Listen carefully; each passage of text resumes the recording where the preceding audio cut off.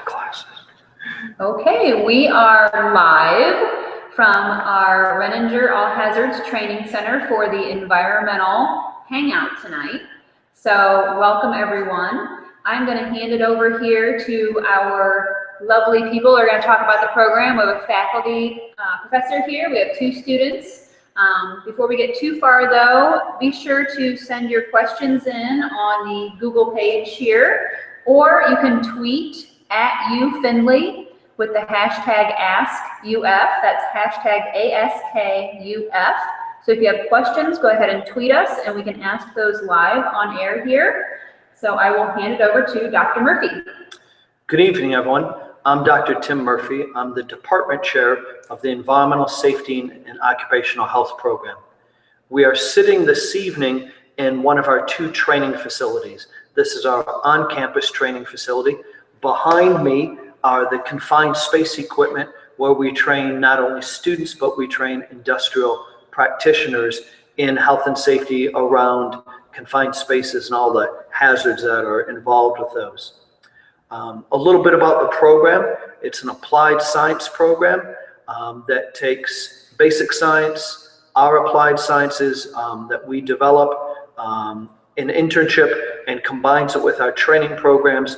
And our goal is to create students that can take science, wrap it around the regulations, because there's a lot of regulations in the field, and come up with solutions for their boss. So it's a good, solid applied science program. With that short introduction, I'll let the students introduce themselves. Hi, I'm Taylor. I'm a sophomore in the major, and I also swim at the university. I really enjoy it here, and I look forward to 2 more years with you. My name is Shadon Hurd. I'm a senior in the major. I also play varsity soccer and junior varsity basketball. And actually, even though I'm a senior, I have an extra semester, so junior and a half. And her favorite food is Chipotle, because I see her there. Often. Okay, so go ahead and talk to us about the types of hands-on experiences that you've had in the program. All right, well, I'll go up first. As a freshman, I got to take classes in this facility, actually. You learn a lot, and you get to use self-breathing apparatuses, which is really neat. So it's almost like you're scuba diving. And then I also had the opportunity to have an internship this summer with Nucor Steel. So I got to learn how steel is made and identify some hazards in that industry. And that internship was paid? It was. Mm-hmm. Excellent. They paid for my housing too. So. Oh, nice. Yep. Most of the internships are paid, right? Yes. Yep. About 99% of them are paid, which is good. Yep. Very helpful. Yeah. I say the same thing as Taylor. A lot of training courses here in the Renninger gym, as well as courses that incorporate hands-on activities, going out, testing and sampling different things. Also internships, there are plenty of internship opportunities. I can't tell you how many emails we get from Dr. Murphy with internships and job opportunities. So I've had 2 of them already, so a lot of hands-on there. And I think they are great that they're paid, but pay with experience is pretty good too. Absolutely. So, Absolutely. Yeah. What do you guys like most about the program? For me, it's the hands-on experience. I learn better when I'm doing it. And this major is very, you get to get down and get dirty, and I like that. So it's fun. I really like the dirty aspect. I say my favorite part, definitely that is something different. Whenever anyone asks what my major is, they're like, what is that? I'm like, OSHA, EPA, we just focus on trying to make a healthier workplace for you. So it's something not unheard of, but everything needs safety, environmental, industrial hygiene, anything. So I think just that is something different, and it's something that's up and coming now. So. Mm-hmm. So let's talk a little more about that. And Tim, if you want to weigh in on this, really this degree can prepare you for almost any industry, I feel like, because I feel like almost every area, every industry sector needs some kind of safety professional at the workplace, right? Yeah, absolutely. First off, we're training students to either go out into the workplace and do environmental work, or do safety work, or do sustainability work, or do emergency management work. And they can do that at agencies, city, county, state, and federal agencies, or they can do it for industry. If you were to pick a Fortune 100 company, we either have an alumni there now or have had interns working for them, because they all need health and safety people and they all need environmental people. When I'm talking to potential students, I like to talk about the fact that we're preventative health. If the students go out and do safety the right way, nobody gets injured. Therefore, you don't need an occupational therapist, you don't need a surgeon, you don't need to get fixed because you're not hurt. If they do their job well on the environmental side, there's less pollution, which means there's less asthma, less anthropogenic cancers, less upper respiratory problems. And so we have less need for medicine because our students go out and do the right thing. Good. So ladies, what are your career goals with your degree? What you might know by now, what you want to do once you get out in the real world per se. What would you like to do? I think furthering my education, besides just getting a bachelor's, my idea was to continue my master's program here, but a lot of the job opportunities, they actually are like, hey, if you come work for us, we'll pay for your master's wherever, either of their choice or wherever you'd like to go. So the company, I interned this past summer with PepsiCo, and from talking to my boss and a few other people around the plant, PepsiCo takes care of everything. So Yeah. For me, I'm still young, so I'm kind of just looking at all my options at the moment. I came in thinking I'd want to go on to more school and possibly be like a physician's assistant. So maybe not even in this direct route, but now that I've had some experience in this work, I really have enjoyed it, and I hope to maybe specialize in something like industrial hygiene afterwards. You'd make a good industrial hygienist. Thank you.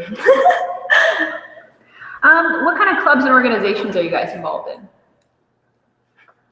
Well, Or sports? Have you guys ever? List them. okay, so as I said before, I'm a swimmer. I love it. Varsity athletes are a lot of fun to be around. But I also take academics very seriously. I'm vice president of our Euler Environmental Safety and Health Organization. So, OESOH. And then I'm also a public relations officer of our up and running new club called American Society of Safety Engineers. Both of them are kind of towards our specific major, which is really neat. And I've gotten a lot of opportunities through both, not only scholarships, but invitations to attend conferences and meet people and just network, which is really exciting. In fact, she is going with me and 4 other students in November to the American Society of Safety Engineers Future Leaders Conference in Chicago for free. Yep. They pick up the tab. Nice. Yeah. It's pretty nice. And as I said before, I play varsity soccer. She's second year playing, but I also am a member of the JV basketball team. I am the vice president of United, which is the University of Finley's GSA, and I'm also the treasurer of the Black Student Union. I was a part of OESOH. I haven't been able to make it to as many meetings. I have a part-time job on campus in our lab, actually, so I hang out there a lot, and I think that covers most of it. So. Mm-hmm. So why did you guys choose Finley? The reason I came here originally, mostly, the major I wanted to go into was pharmacy, and I don't know how many people know, but Findlay is a great school for pharmacy, one of the only in Ohio, I believe. So pharmacy and soccer, that was my path, and quickly got out of that and ended up in the spring of my freshman year in ESOH. So that's why I came here. It was a close-knit school. I liked the small school atmosphere. I came from a private Catholic high school, so I just like the atmosphere. It's a beautiful campus and a lot of close friends on my visits and everything. So. How did you find your path to ESOH from pharmacy? Did you talk to someone here on campus? How did that work? Since I came in technically undecided and planned on going into pharmacy, I took a course, I believe was college strategies or some sort of that. So this course challenged us to pick 3 majors that we were interested in and go out and talk to the advisor as well as a senior in the major and interview them, and it was one of the assignments. So went out and I was challenged to do that, and this was my favorite. So She interviewed me. She was tough. What about you, Taylor? Well, I'm from Indiana, so I always thought I was going to be a Boilermaker. But after visiting both campuses and talking to, well, I was going to be strictly biochemistry in Purdue. So after talking to their professors, they weren't as warm and welcome as the ones here. And I knew that I'd have to go on in schooling, whereas with this major, I can literally just go straight out to the workforce and earn a living. So it's really, and not only, because you can do a lot of things with it afterwards too. You can choose to go back to school or you don't have to, which is great. And then you can also use it for other undergrads like pre-med. So. And one of the beauties being a broad applied science program is that she had mentioned that she would like to do industrial hygiene. Well, she can go work for a big company doing industrial hygiene and then get asked to sit on an environmental committee and then, oh, wait a minute, I think I'd like to move over into environmental. So with our training, our education, they can move in and out of different disciplines at the same company or stay with one discipline and change companies. It's easy to do. Good. So along those same lines, what would be some good dual majors or minors to pair with this degree? I always talk to the students about what it is that they want to do when they get out. Because a minor or a dual major can take some extra time and time's money, and it's also lost revenue because you're not working, you're still in school. And so what we do is through the advising process is that we work with the student to find either a particular class or a group of 3 or 4 classes or a full minor, whatever is going to work for them. In the past, we've had students who get a minor in biology or get a minor in ecology or a minor in chemistry or a minor in mathematics because you have to take a couple of each one of those. We've had students that will get a minor in public policy or public administration because they want to go work for an agency. And so learning about how agencies works well. But we've also got students, several of them that have taken a couple of extra business classes, a basic business, a basic finance, a basic marketing, basic accounting, that type of thing, because they want to get into business and be able to move up the totem pole a little faster in their business. So the business knowledge, even though it's not a full minor, it's 3 or 4 classes that works out really well for them.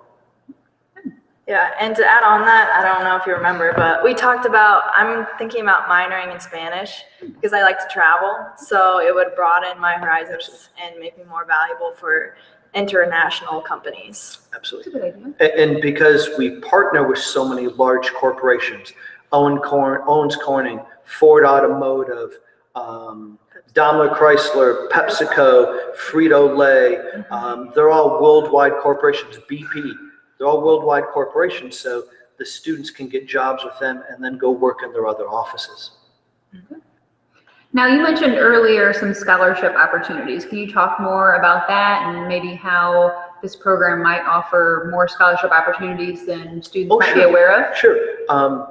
At any university, you have levels of scholarships. You have what's available to freshmen when they first come in, federal financial aid, university scholarships, that type of thing. And universities also have what's called endowed scholarships. An endowment is when a person or a corporation gives money to the university and the university can use that for scholarships. Those are typically only available when you're a sophomore on up. We have those. In fact, we have about $80,000 a year. We just got very lucky. We got a big endowment from the McGrain sisters that we get to use a lot of that. We also have operating scholarships from a couple of different corporate partners. Those corporate partners provide us with money that we get to give to students. And that's freshmen on up. So between all of those, that's money that the University of Finley controls. But at the same time, there's a number of outside of the university scholarships, the ASSE scholarships. One of our students has gotten that for 2 years in a row now, and that's $2,500 a year.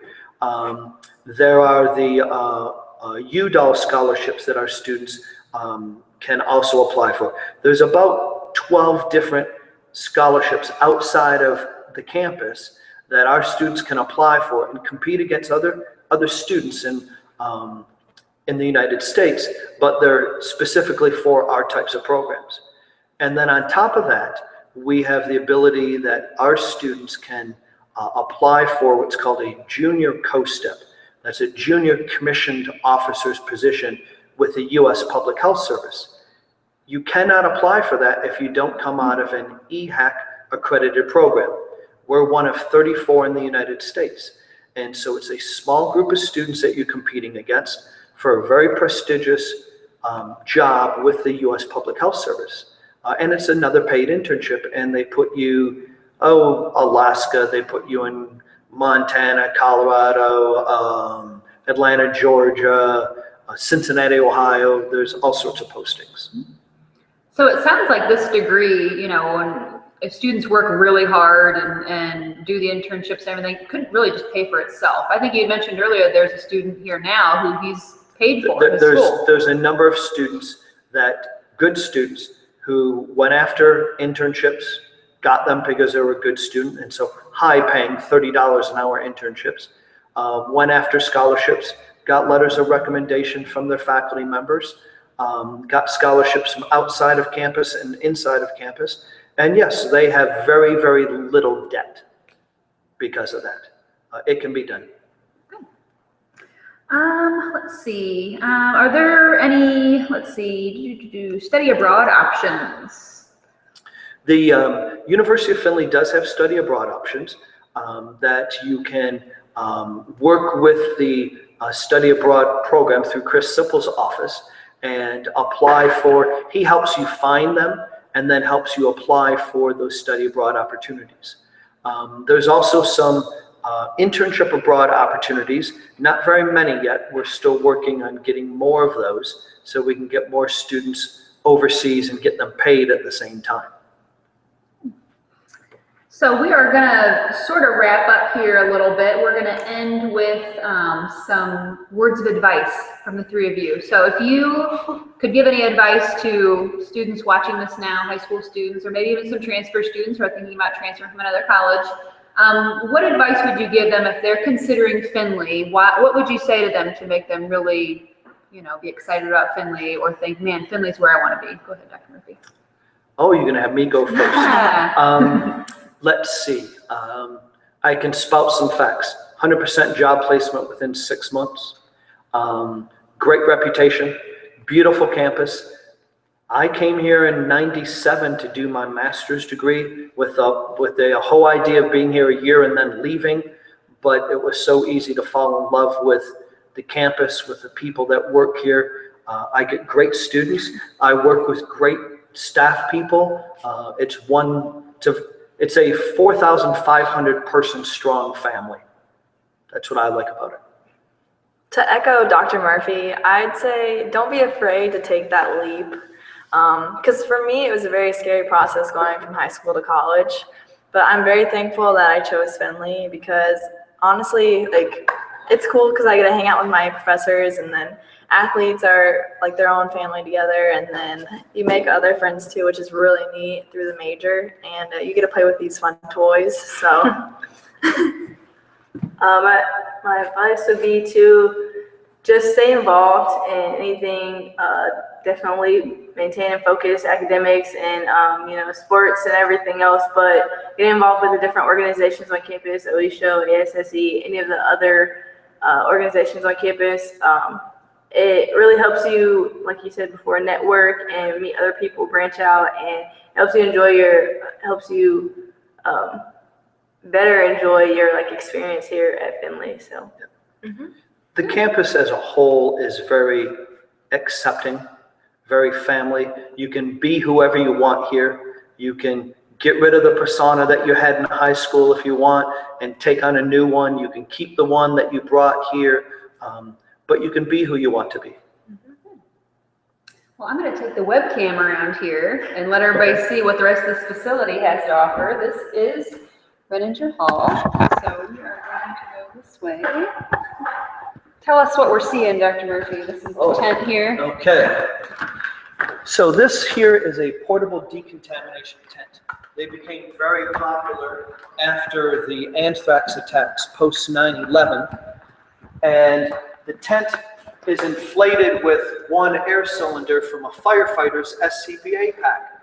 And the idea is that civilians who are contaminated with a chemical can be brought into here. There's normally some curtains in the middle, and the people can be decontaminated without being viewed by the public, and they can keep the contamination in one spot. They have showers that hook up to the hoses at the top here. Shower nozzles come down from here. You can actually see one here. And so people come in contaminated, they get decontaminated, they get put into a Tyvek suit because their clothing's contaminated. That can't go into the hospital. And then they're moved into the emergency room at the hospital. Very popular. Many, many hospitals around the U.S. have these decon tents. Good. Over in this area here, because we do the 40-hour OSHA training here, we teach people not only how to wear the protective clothing and how to determine which level of protective clothing, well, you then have to teach them how to work in that protective clothing because it's cumbersome. You can lose your balance. You don't see very well. So we have mocked up areas where we do drum work. We do overpacking of damaged drums. You can see we've got mocked up damaged drums here, flammable labels, that type of thing. And so we can overpack them and plugging and patching, those types of things. Over here on the far side is where we have our confined space equipment. This is a confined space simulator. A confined space is a space that you can put your entire body into. It's got only one way in and out, and it's got some type of a hazard, and it is not meant for you to work in.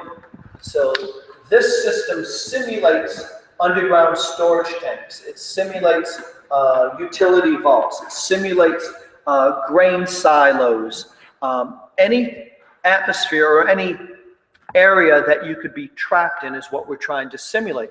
And because it is a dangerous environment, confined spaces, the students take courses here, that they're taught how to assess the confined space, determine what the hazards are, mitigate those hazards in order to make it safe for people to work in, and then oversee people working in those confined spaces so that they're safe.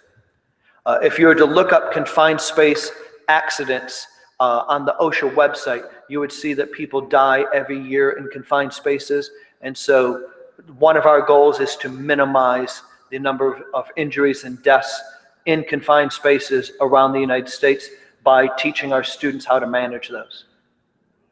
Good. All right. So this is the whole facility, guys. This is something that you could see as a student here and that you could participate in and get a lot of hands-on experience. We are going to go ahead and end the hangout, but if you would like to come see campus in person, we definitely encourage that. If you go to finley.edu/visit or search keyword visit on our website, finley.edu, you can schedule your visit that way. We do have a STEM visit day coming up on October 30th. That's a Friday. And during STEM visit day, you can learn about the environmental program in addition to our other science and technology programs here at the University of Finley. So we definitely encourage you to get on our website and either schedule a personal visit or schedule a time to come for our STEM visit day on October 30th. If you have questions, you can also email us from our website, and we will see you when you get to campus.